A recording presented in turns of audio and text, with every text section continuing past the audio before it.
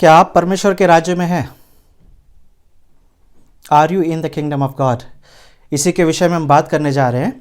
और अभी तक हम यही देख रहे हैं कि जब मरकुस की किताब की जो सीरीज चल रही है, so John Mark has a different angle to show us the life of Jesus.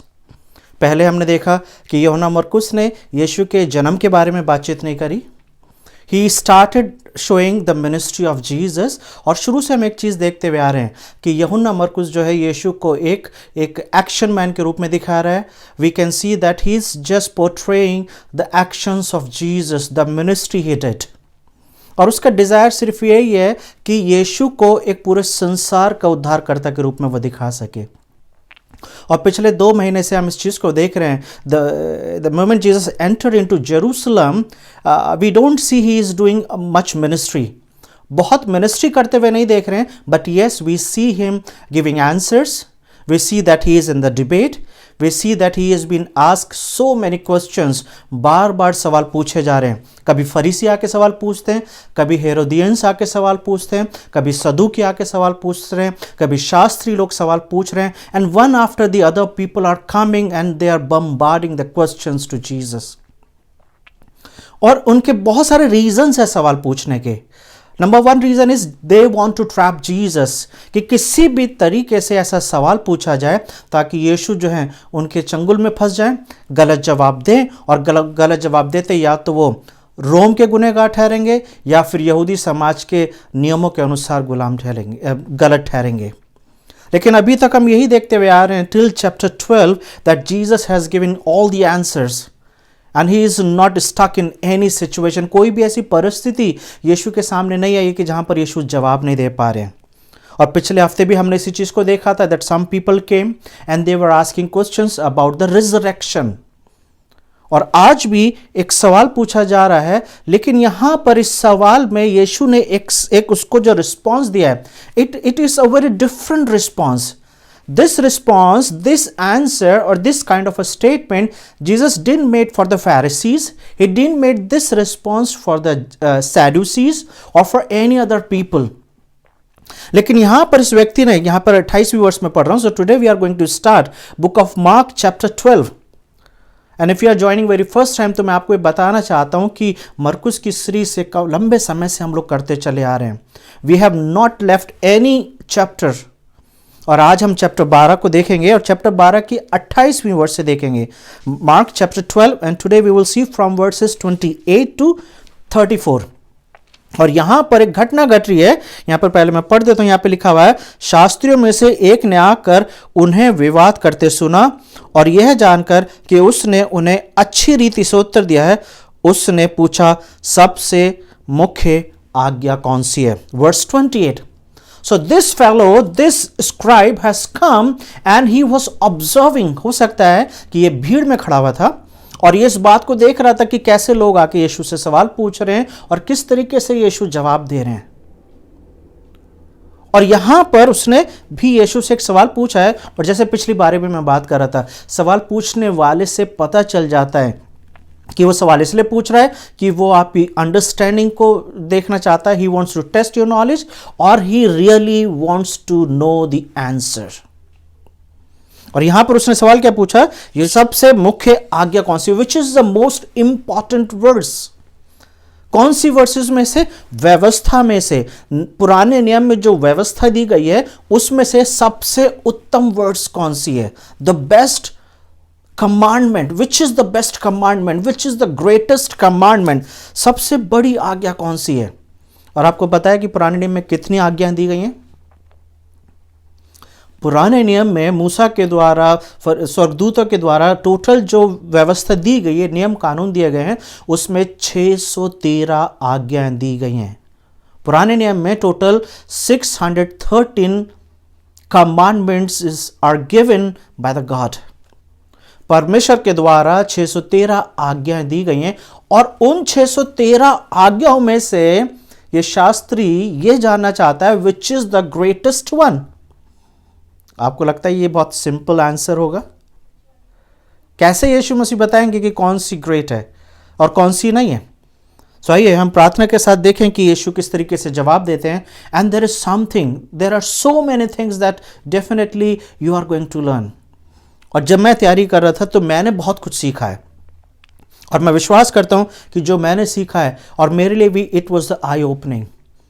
It came as a question to me that where I stand in the relationship with Jesus. और मैं विश्वास करता हूं कि जब आप इस सरमन को सुन रहे हैं तो आपको देखना होगा कि आप किस व्यक्ति के साथ अपने आप को रिलेट करते हैं. तो आइए प्रार्थना करें और प्रभु से बातचीत करें और प्रभु से बोलें कि प्रभु आज आप मुझसे मेरी मुलाकात कराएं.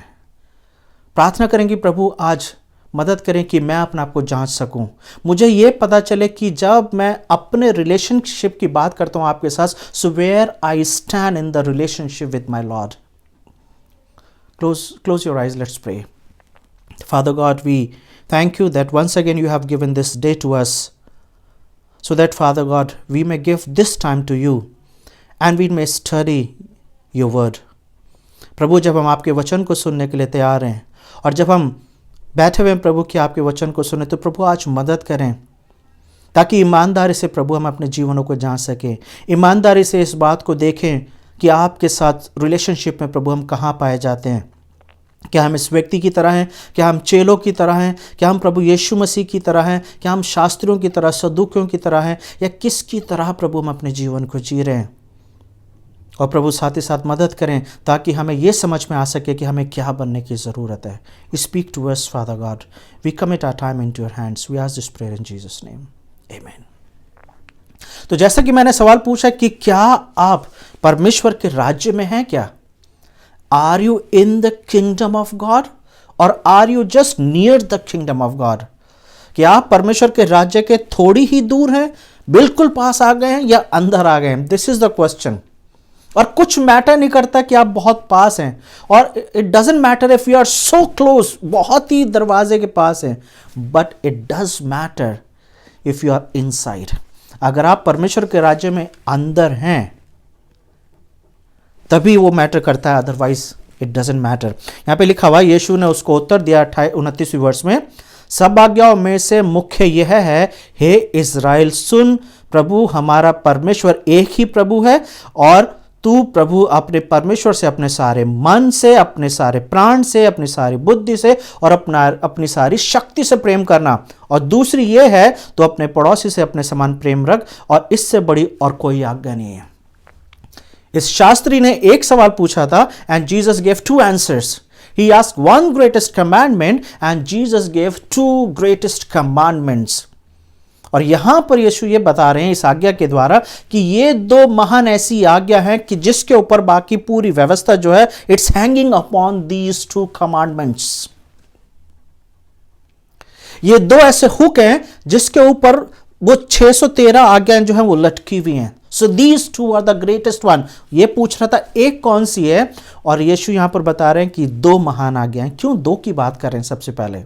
Why not only Jesus stopped with the one commandment? क्यों एक ही बात कह के यीशु रुक नहीं गए कि तो अपने सारे मन से, सारे प्राण से, सारी बुद्धि से और अपनी सारी शक्ति से प्रेम कर?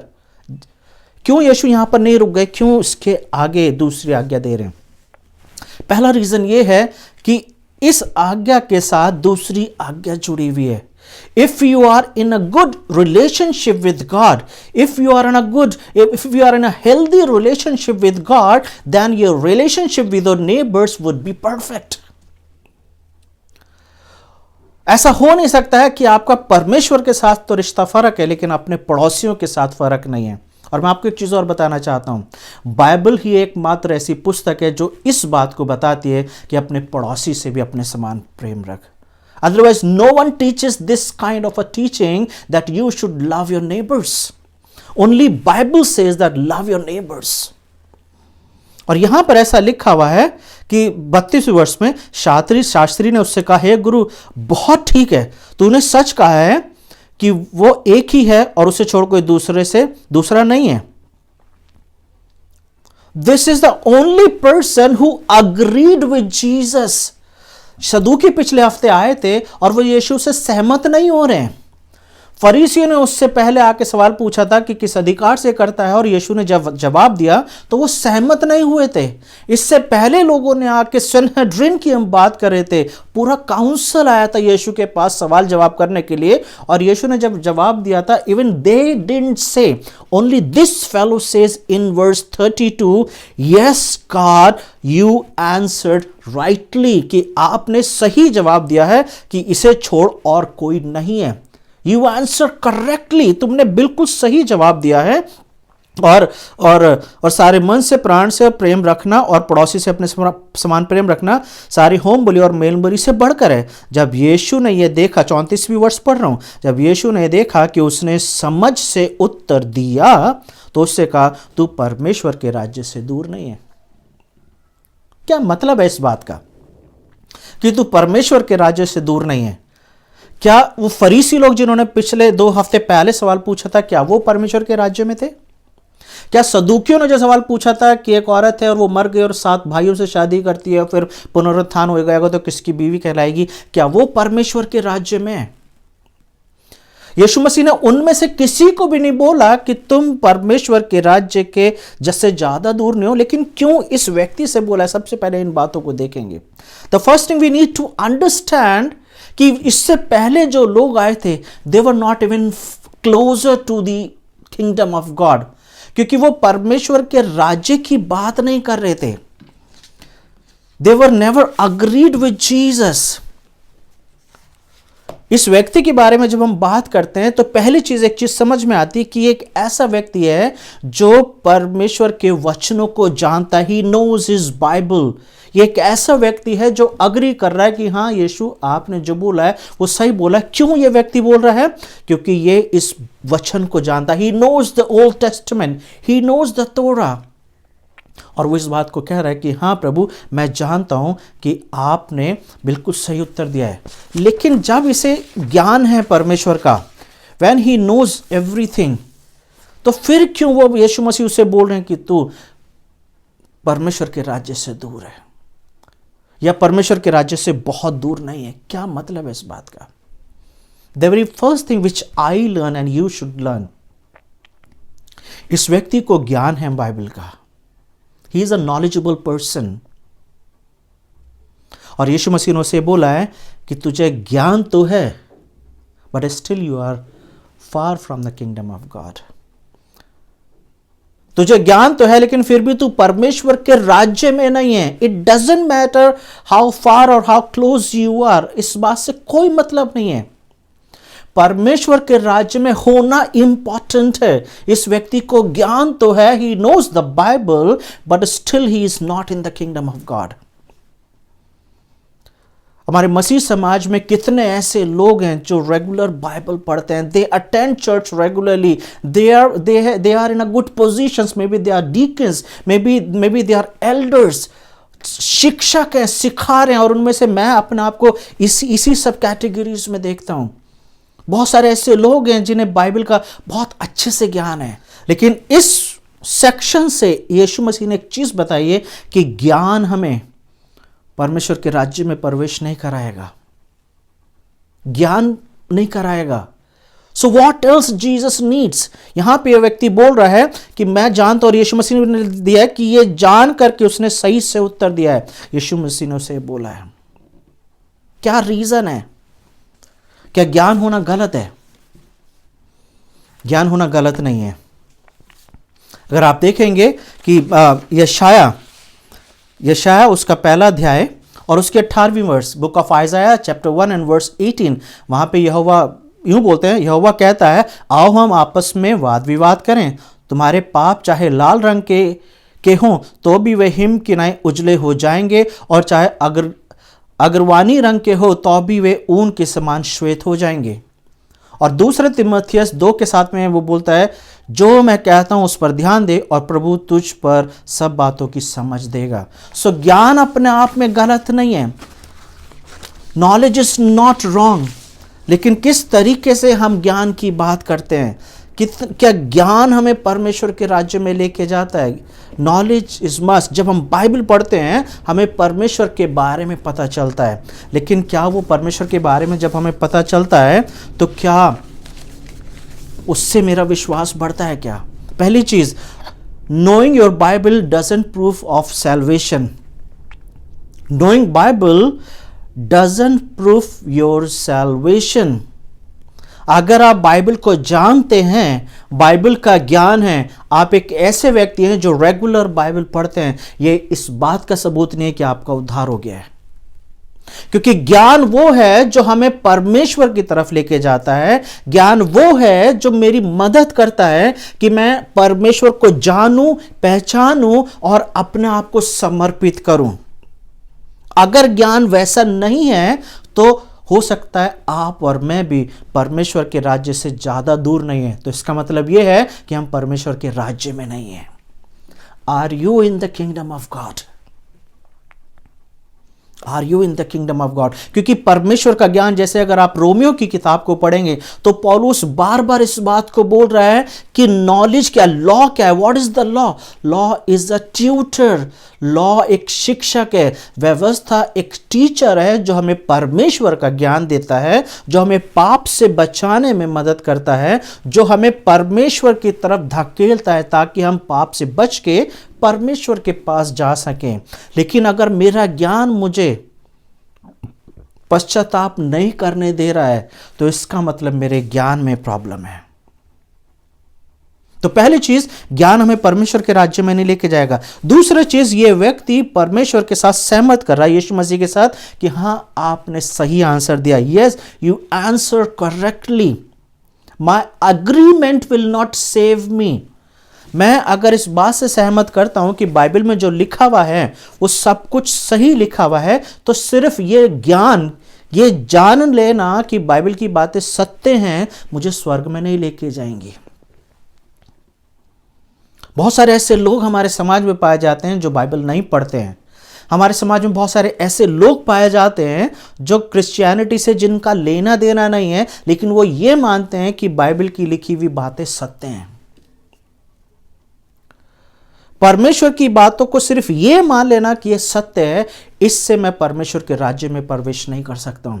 इस व्यक्ति ने बोला है 32 वर्ष में, शास्त्री ने उत्तर दिया, हे गुरु, बहुत ठीक, तूने सच कहा है कि वो एक ही है और उसे छोड़ कोई दूसरा नहीं है, और उससे सारे मन और बुद्धि और प्राण और शक्ति के साथ प्रेम रखना और अपने पड़ोसी से अपने समान प्रेम रखना सारे होम बोली और मेलबरी से बढ़कर है। He answered correctly. लेकिन ऐसे व्यक्ति को यीशु मसीह ने नहीं बोला well done, good answer, yes तुमने सही जवाब दिया है।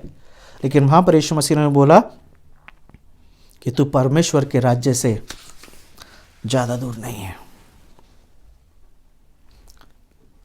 You are not very far from the kingdom of God. आपको पता है, ज्ञान की जब हम बात करते हैं, even angels, even demons, even the Lucifer, they have the knowledge of the Bible. जब हम ट्रुथ की बात करते हैं तो वो लोग भी इस बात को जानते हैं। आपको पता होगा कि जब यीशु का 40 दिन और 40 रात जब यीशु ने उपवास करा तो शैतान आके वहां पे जब बात कर रहा है तो वहां पर वो यही बोल रहा है, ये लिखा हुआ है, I agree Jesus with you, it is written in the Bible, कि अगर आप अपने आप को गिरा दोगे तो स्वर्गदूत आएंगे और वो आपको ठेस नहीं लगने देंगे। And I believe this. तो अगर मैं ज्ञान की बात करूं, अगर मैं ये बात करूं कि ये लोग, कि हमें भी इन बातों के बारे में पता है, ये सब जान लेना या मान लेने से मेरा उद्धार नहीं होता है। ये व्यक्ति को ज्ञान है, जानता भी है, लेकिन फिर भी परमेश्वर से दूर है। बहुत सारे लोगों के लिए परमेश्वर और बाइबल जो है, it's a object of study. हमें अच्छा लगता है रीजनिंग करना, बाइबल पढ़ना, सवाल जवाब करना और डीप बातों में जाना, प्रकाशित वाक्य की बातों में बहुत सारे सवाल पूछना, डैनियल के लास्ट चैप्टर्स में से बहुत सारे सवाल पूछना, और अच्छा लगता है इन बातों की स्टडी करते रहना। लेकिन इन सब बातों से उद्धार नहीं होगा। इन बातों को जान लेने से भी उद्धार नहीं होगा। मार्टिन लॉयड जोन्स ने कहा है, the law is not to be applauded, it is to be applied. परमेश्वर का वचन जो है, इसको सुन के, पढ़ के, इसके लिए ताली बजाना काफी नहीं है, लेकिन इसको अप्लाई करना जरूरी है। इस व्यक्ति ने जो यीशु मसीह से सवाल पूछ रहा है, इससे इस बात का तो पता है कि जो यीशु मसीह बोल रहे हैं वो सही है, लेकिन क्या इसके जीवन में इन दोनों वर्सेस का एप्लीकेशन है? क्या इन दोनों बातों को वो मानता है? क्या मतलब है इस बात का कि परमेश्वर से सारे मन से, सारे प्राण से, सारी बुद्धि से और सारे शक्ति से प्रेम करना? क्या मतलब है इस बात का? कभी आपने सोचा है? Love your God with all your heart, with all your soul, with all your mind and with all your strength. ये चारों बात तो जो है ये इंटरनल बीइंग्स हैं, ये हमारी पहचान है। This is the real character of me. My heart is and my mind, मेरा दिल और मेरा दिमाग जो है, मेरा मन और मेरा प्राण और मेरी शक्ति, ये सारे मेरा अस्तित्व है। मैं कौन हूं रियलिटी में? मैं वो नहीं हूं जो मैं करता हूं, but my heart tells my real identity. मेरा दिल जो है वो मेरी सही पहचान कराता है। और परमेश्वर ने व्यवस्था विवरण 6:4 में, जिसे यहूदी लोग शेमा भी बोलते थे, क्योंकि ये वो वर्ड्स है कि जो हर दिन यहूदी लोग बोला करते थे कि हे इज़राइल सुन, तेरा यहोवा परमेश्वर एक है, तो अपने सारे मन से, सारे प्राण से और बुद्धि से उससे प्रेम करना। That was the regular prayer that they used to recite. और इसका मतलब यह है, love your God from your inner beings. अपने आप से पूरी तरीके से, कोई भी चीज छूट ना जाए, अपने पूरे तरीके से, the way you feel about God.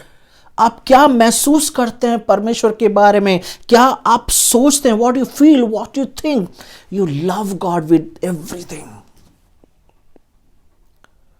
What do you feel about God? क्या सोचते हैं, क्या महसूस करते हैं आप परमेश्वर के बारे में? मैं आपको बताना चाहता हूं, it is impossible to love God in every situation. It is impossible, मुश्किल है। प्रैक्टिकल जिस समाज में हम जी रहे हैं, we are living in a fallen world, एक पापी समाज में जी रहे हैं, और इस पापी समाज में हर वक्त परमेश्वर से प्यार करना कठिन हो जाता है, मुश्किल हो जाता है। लेकिन जब मैं परमेश्वर से प्यार नहीं कर पा रहा हूं, मेरी सिचुएशन ऐसी है, मेरी परिस्थिति ऐसी है, तब मैं क्या इस बात को परमेश्वर से बोलता हूं? That is important. क्या मैं इस बात को बोलता हूं कि परमेश्वर आज मेरा वर्शिप करने का मन नहीं कर रहा है? Today I don't feel I should worship you Father God, I am hurt, I am disturbed.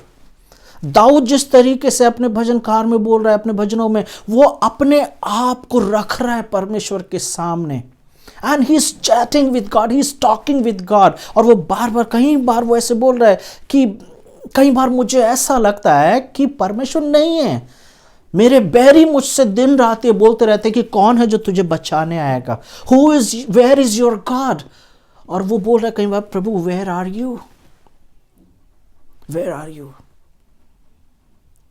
क्या मैं ऑनेस्ट हूं परमेश्वर के साथ अपने रिलेशनशिप में? क्या मैं अपनी हर एक फीलिंग को परमेश्वर के साथ बता रहा हूं, परमेश्वर के साथ शेयर कर रहा हूं? That is important. पौलुस ने इस चीज को बोला है that rejoice in the Lord always. But can we say that yes we rejoice always? मैं आपको बताना चाहता हूं, कई बार सिचुएशंस ऐसी होती है that we are not rejoicing. लेकिन जब मैं परमेश्वर के साथ अपने जीवन में मैं आनंदित नहीं हूं, तब मैं क्या उस बात को परमेश्वर को बताता हूं कि God today I am sad, I am not happy today. प्रभु मैं आज खुश नहीं हूं, प्रभु आज मेरे जीवन में समस्याएं चल रही हैं, प्रभु आज मेरे अंदर ये बातें चल रही हैं। क्या मैं इन बातों को खोल के परमेश्वर के सामने रखता हूं? मान लेना कि ये बातें बाइबल में लिखी हुई हैं, इन बातों के मान लेने से मैं परमेश्वर के राज्य में नहीं जाऊंगा। जब तक मैं अपने मुंह से परमेश्वर को अपने मन में उठने वाली बातों को खोल के नहीं रखूं। God says, Bible says God knows everything, लेकिन फिर भी ये मेरी जिम्मेदारी बनती है कि मैं अपने मुंह से परमेश्वर को बोलूं what I feel, what I think, what I do in my life. और इसलिए यहां पे वर्ड्स लिखी गई है कि love your God with all your heart, with all your soul, with all your mind and with all your strength. मन से, प्राण से, बुद्धि से और शक्ति से प्रेम करना है। जो मैं हूं अंदर से, उस तरीके से परमेश्वर से प्रेम करना। पॉसिबल है क्या? आगे और देखेंगे यहां पे। जब मन से प्रेम करने की बात की जा रही है तो प्रेम जो है, पहली चीज मैं आपको बताऊं कि love is a action verb. Love is a action verb. अगर आप मेरे पहले कुरिन्थियों की सीरीज को अगर आप देखेंगे यूट्यूब के ऊपर, और पहला कुरिन्थियों उसके 13वें चैप्टर के ऊपर जब आप सरमन सुनेंगे, तो वहां पे मैंने यही बताया है कि love is a action verb. प्रेम जो है वो शब्दों से बयान नहीं होता है, प्रेम जो है वो क्रिया के साथ दिखाया जाता है। When Bible says love your God with all your heart, with all your soul, with all your mind, with all your strength, that means show your love in your actions. अपने कार्यों के द्वारा परमेश्वर ने जगत से ऐसा प्रेम करा, He gave His Son. एक कार्य करा है परमेश्वर ने और अपने प्रेम को दिखाया है। यीशु मसीह ने जगत से प्रेम करा, He loved you and me and He gave His life. This is the way God shows His love. कैसे एक दूसरे से हम प्रेम कर सकते हैं, कैसे परमेश्वर से प्रेम कर सकते हैं। मैंने एक कोट लिखा है यहाँ पे जॉन वेस्ली का। उसने ऐसे लिखा है, do all the good you can by all the means you can in all the ways you can in all the places you can and all the time you can to all the people you can as long as you can. सब बातों में अच्छे काम करो, सब बातों में अच्छाई करो। कोई भी ऐसे तरीके हैं उनके द्वारा अच्छाई करो, हर तरीके से अच्छाई करो, हर जगह पे अच्छाई करो, हर समय अच्छाई करो, हर लोगों के साथ, हर व्यक्ति के साथ अच्छाई करो, और जब तक हो सके तब तक अच्छे काम या अच्छाई करते रहो। This is one of the quotation of John Wesley. That means keep showing your love for Jesus. आखिरी बार कब आपने यीशु मसीह का प्रेम अपने एक्शन के द्वारा दिखाया था? कब आखिरी बार आपको ऐसा लगा या लोगों ने इस बात को देखा कि yes, there is a love of Jesus in you, कि प्रभु यीशु मसीह का प्रेम आपके जीवन में दिखाई देता है। दूसरी आज्ञा जो थी वहां पर यह थी कि अपने पड़ोसी से प्रेम करना। पड़ोसी से प्रेम तभी कर सकते हैं जब मैं परमेश्वर से प्रेम करता हूं, क्योंकि परमेश्वर का प्रेम मेरे जीवन में अगर है तो परमेश्वर का प्रेम तभी दिखाई देगा जब मैं अपने पड़ोसी से प्रेम करूंगा। And who is my neighbour, और मेरा पड़ोसी कौन है? लूका 19 में जब यीशु मसीह एक स्टोरी सुना रहे हैं, और जहाँ पे वो सामरी स्त्री की स्टोरी सुनाई जा रही, सामरी व्यक्ति की स्टोरी सुनाई जा रही है, तो वहाँ पर यीशु मसीह ने इस बात का बड़े अच्छे से जवाब दिया है कि मेरा पड़ोसी कौन है, या मैं किसका पड़ोसी हूँ। हर एक वो जन जिसको मैं प्रभु यीशु मसीह का प्रेम दिखा सकता हूं, वो मेरा पड़ोसी है। It could be your neighbour, it could be somebody who doesn't live close to you. कोई भी व्यक्ति वो हो सकता है जिसको आप प्रभु यीशु मसीह का प्रेम दिखा सकते हैं, वो आपका पड़ोसी है। इमेजिन कीजिए कि किस किस को आप प्रभु यीशु मसीह का प्रेम दिखा सकते हैं। शायद वो व्यक्ति जो बिल्कुल आपके साथ वाले घर में रहता है, या वो व्यक्ति जिसको आप बाहर सड़क पे मिलते हैं, या वो व्यक्ति जो आपका रिलेटिव है, या वो व्यक्ति जो आपकी जान पहचान वाला है, या वो व्यक्ति जो भी आपके संपर्क में आता है। हर वो व्यक्ति आपके लिए पड़ोसी हो सकता है और आप उसके लिए पड़ोसी हो सकते हैं। पड़ोसी वो होता है जिसके साथ हम प्रभु यीशु मसीह वाला प्रेम शेयर करते हैं। Because I love Jesus and that is why I love my neighbours. Do you love your neighbour? क्या आप अपने पड़ोसी से प्रेम करते हैं? जब यीशु मसीह ने ये वर्ड्स कोट करी यहां पर, और इस व्यक्ति ने बोला कि हाँ, you said rightly that love your God with all your heart, might, soul and spirit. दूसरी चीज, क्या इस तरीके से परमेश्वर से प्रेम किया जा सकता है? यहूदी लोग हर दिन इस वर्ड्स को बोला करते थे, इस वर्ड्स को रिपीट करा करते थे, क्योंकि ये उनका एक रूटीन था, ये उनकी एक पेट प्रेयर थी जिसको वो करा करते थे। लेकिन रियलिटी में क्या कोई ऐसा व्यक्ति रहा है जो ये बोल सकता है कि उसने परमेश्वर से इस तरीके से प्रेम करा है? क्या ये शास्त्री इस तरीके से प्रेम करता है? क्या आप यीशु मसीह से इस तरीके से प्रेम करते हैं कि आप ये बोलें कि मैं अपने सारे मन से, मैं अपने सारी बुद्धि से, मैं अपने सारे प्राण से और मैं अपनी सारी शक्ति से परमेश्वर से प्यार करता हूं? मैं आपको बता रहा हूं कि ये बहुत मुश्किल है इस तरीके से प्रेम करना। It is not that easy. It is not easy. आप अपना आप को ऐसा बोल सकते हैं कि हाँ मैं ऐसा करती हूं, मैं ऐसा करता हूं, लेकिन रियलिटी ये है कि ये करना आसान नहीं है। और ये इसलिए वो रीजन है, इसलिए यहां पर जब हम रोमियो की किताब पढ़ते हैं 5वें अध्याय में, तो वहां पर पौलुस इस बात को बता रहा है कि जब हम पापी ही थे, जब हम निर्बल ही थे, जब हम परमेश्वर के बैरी ही थे, तो ठीक समय पर प्रभु यीशु मसीह ने हमारे लिए जान दी। क्यों जान दी? क्योंकि व्यवस्था को हर कोई नहीं मान सकता था पूरी तरीके से। इसलिए यीशु मसीह ने मत्ती 5:21 में बोला है, I have not come to abolish the law but I have come to fulfil the law.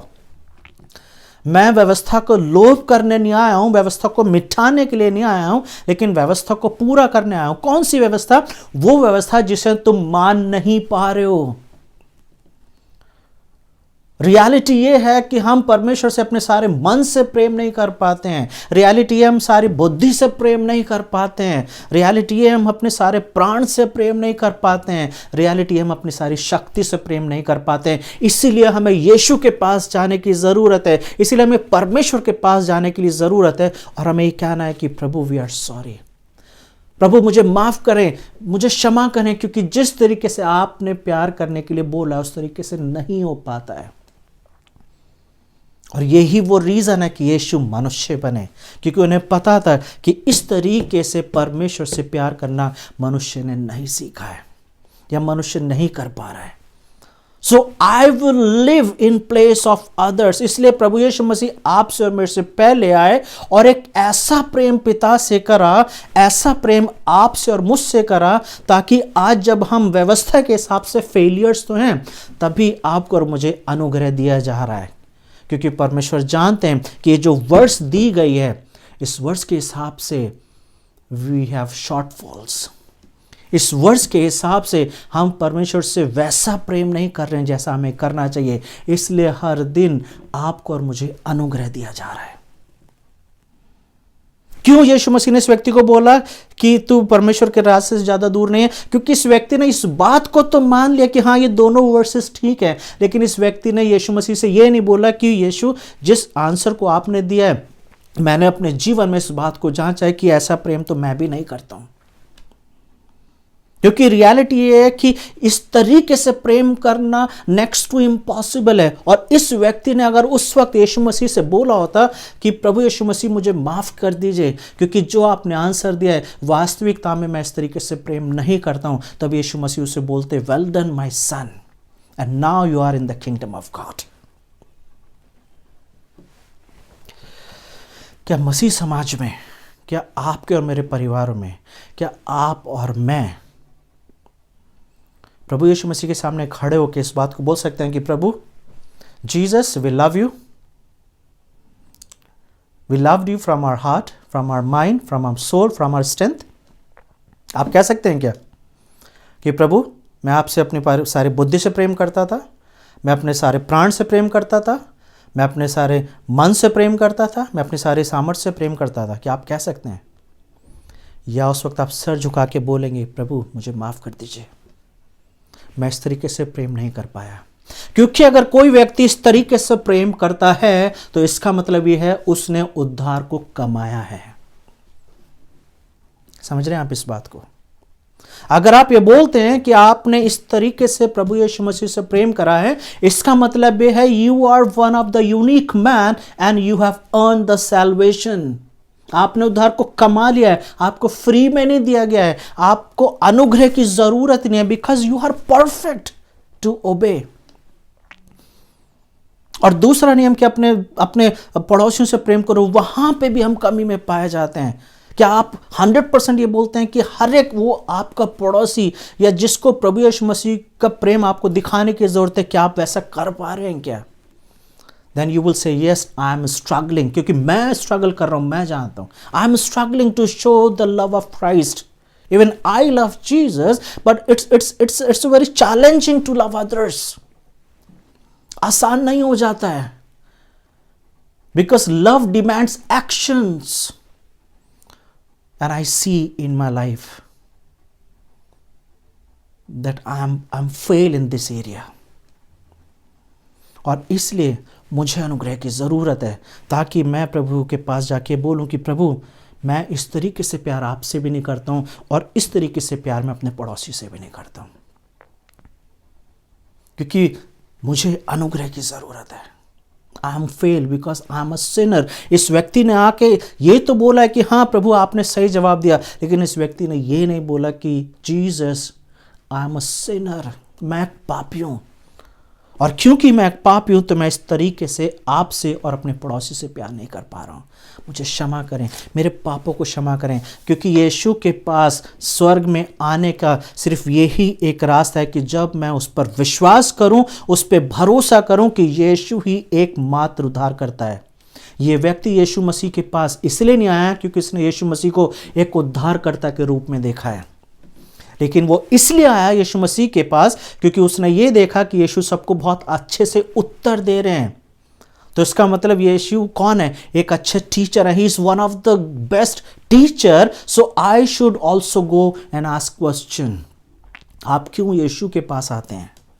क्या इसलिए आते हैं क्योंकि आप यीशु को एक अच्छा टीचर के रूप में देखते हैं? क्या आप इसलिए आते हैं यीशु के पास क्योंकि आप उसे एक अच्छा चंगाई देने वाला मानते हैं? या आप इसलिए यीशु के पास आते हैं क्योंकि वो आपको एक उद्धारकर्ता दिखाई देता है? क्योंकि जब तक आप यीशु को उद्धारकर्ता ग्रहण नहीं करेंगे, तब तक आप परमेश्वर के राज्य से दूर हैं. और जैसे यूहन्ना 3:16 में लिखा हुआ है, क्योंकि परमेश्वर ने जगत से ऐसा प्रेम करा कि उसने अपना इकलौता पुत्र दे दिया ताकि जो कोई इस पर विश्वास करे वो नाश ना हो. वो नहीं चाहता कि आप नाश हो, वो नहीं चाहता कोई भी नाश हो, वो नहीं चाहता कि कोई भी परमेश्वर के राज्य से दूर रहे. ज़रूरत यह है कि मुझे अपने मुंह से कन्फेस करना है that Jesus is the Lord of my life, कि यीशु मेरे जीवन के परमेश्वर हैं और यीशु ही मुझे पापों की क्षमा कर सकते हैं. और जब मैं ऐसा करूँगा तब प्रभु ये बोलेंगे that you are in my kingdom, you are in the kingdom of God. आइए हम प्रार्थना करें. आप मेरे साथ इस प्रार्थना को कर सकते हैं. प्रभु, मैं आपका धन्यवाद देता हूँ. सच में प्रभु, जब हम आपके वचन को पढ़ते हैं, सुनते हैं और सीखते हैं तो एक बात समझ में आती है प्रभु, कि हम सब पापी हैं. मैं पापी हूँ प्रभु, और इसलिए हर पल प्रभु हम सबको आपके अनुग्रह की ज़रूरत होती है. We are failed in many ways, Father God. We are not able to fulfill the law and the commandments. We are not able to stand firm in our learnings. We need you, Father God. प्रभु, हमें हमारे सारे पापों से क्षमा करें.